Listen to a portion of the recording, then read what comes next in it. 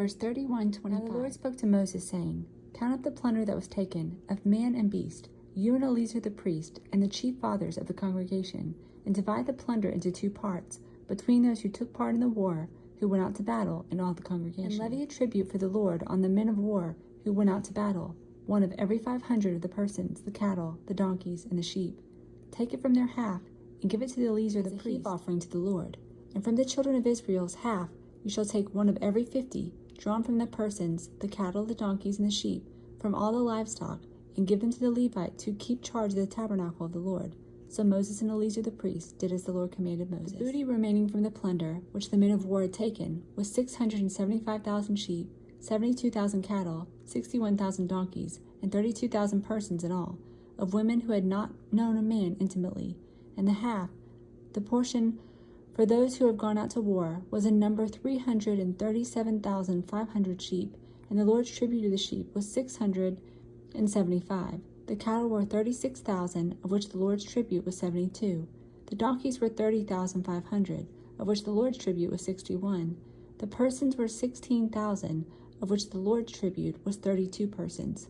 So Moses gave the tribute, which was the Lord's heave offering, to Eleazar the priest, as the Lord commanded Moses. From the children of Israel's half, which Moses separated from the men who fought, now the half belonging to the congregation was 337,500 sheep, 36,000 cattle, 30,500 donkeys, and 16,000 persons.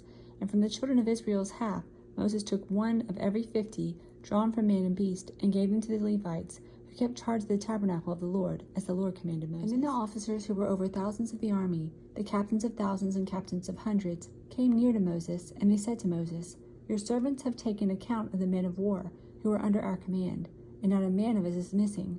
Therefore, we have offering for the Lord, what every man found an ornament of gold, armlets and bracelets and signet rings and earrings and necklaces, to make atonement for ourselves before the Lord.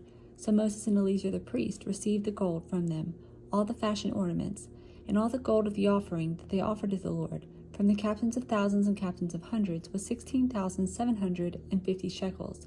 The men of war had taken spoil, every man for himself. And Moses and Eleazar the priest received the gold from the captains of thousands and of hundreds, and brought it into the tabernacle of meeting as a memorial for the children of Israel before the Lord. Numbers 32.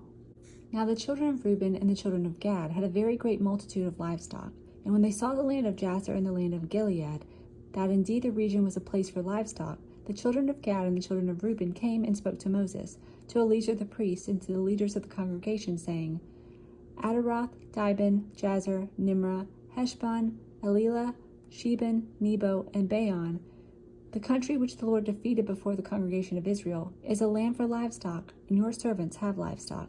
Therefore they said, If we have found favor in your sight, let this land be given to your servants as a possession. Do not take us over the Jordan. And Moses said to the children of Gad and to the children of Reuben, Shall your brethren go to war while you sit here? Now why will you discourage the heart of the children of Israel from going over into the land which the Lord has given them? Thus your fathers did when I sent them away from Kadesh Barnea to see the land. For when they went up the valley of Eshcol and saw the land, they discouraged the heart of the children of Israel. They did not go into the land which the Lord had given them. So the Lord's anger was aroused on that day, and he swore an oath, saying, Surely none of the men who came up from Egypt, from 20 years old and above, shall see the land of which I swore to Abraham, Isaac, and Jacob, because they have not wholly followed me, except Caleb the son of Jephunneh, the Kenizzite, and Joshua the son of Nun, for they have wholly followed the Lord. So the Lord's anger was aroused against Israel, and he made them wander in the wilderness 40 years, until all the generation that had done evil in the sight of the Lord was gone. And look, you have risen in your father's place, a brood of sinful men, to increase still more the fierce anger of the Lord against Israel.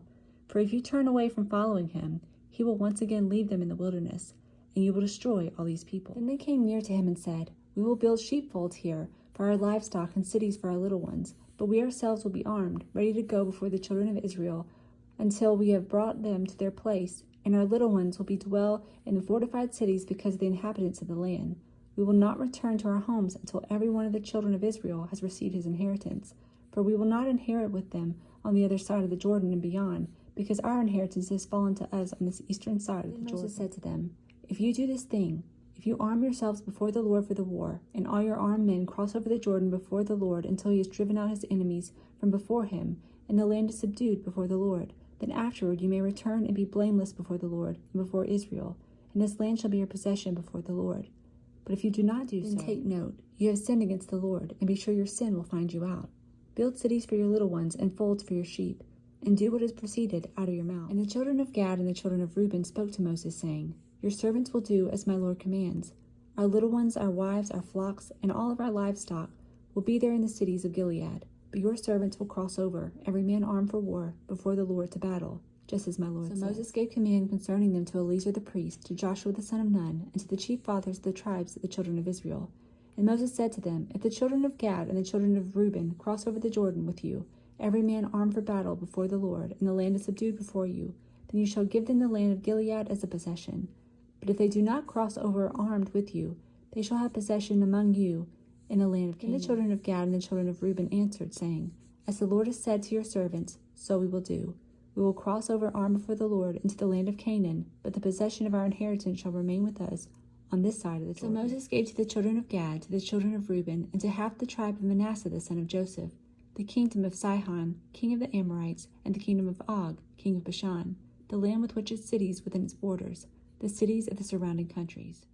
And the children of Gad built Dibon, and Ataroth, and Aurora, Atrath, and Shaphan, and Jazer, and Jogbehah, Beth Nimrah, and Beth Haran, fortified cities, and folds for sheep. And the children of Reuben built Heshbon, and Elalah, and Kirjathim, Nebo, and Bel-meon, their names being changed, and Shibmah, and they gave other names to the cities which they built. And the children of Machir, the son of Manasseh, went to Gilead and took it, and dispossessed the Amorites which were in it. So Moses gave Gilead to Machir the son of Manasseh, and he dwelt in it. Also Jair the son of Manasseh went and took its small towns, and called them Havoth-jair. Then Nobah went and took Canath and its villages, and he called it Nobah, after his own name. Psalm 40. I waited patiently for the Lord, and he inclined to me, and heard my cry. He also brought me up out of the horrible pit, out of the miry clay. He set my feet upon a rock, and established my steps. He has put a new song in my mouth, praise to our God. Many will see it and fear, and will trust in the Lord. Blessed is that man who makes the Lord his trust, and does not respect the proud, nor such as turns aside to lies.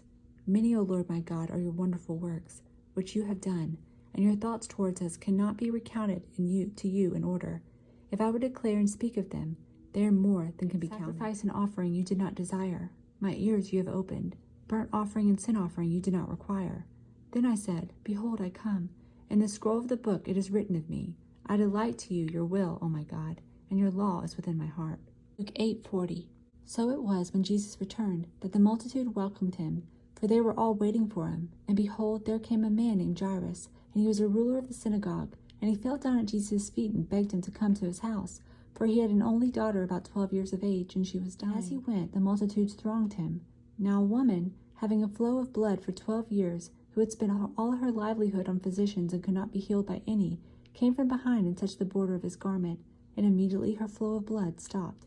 And Jesus said, Who touched me? When all denied it, Peter and those who were with him said, Master, the multitudes throng and press you, and you say, Who touched me? But Jesus said, Somebody received power going out from me.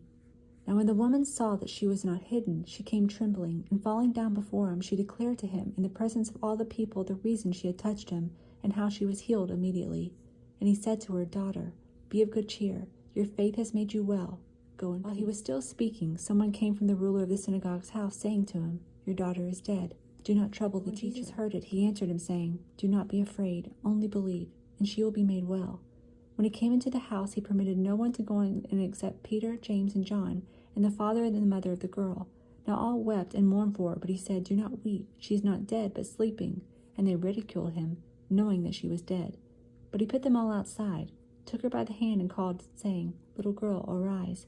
Then her spirit returned, and she arose immediately. And he commanded that she be given something to eat. And her parents were astonished, but he charged them to tell no one what had happened. Luke 9.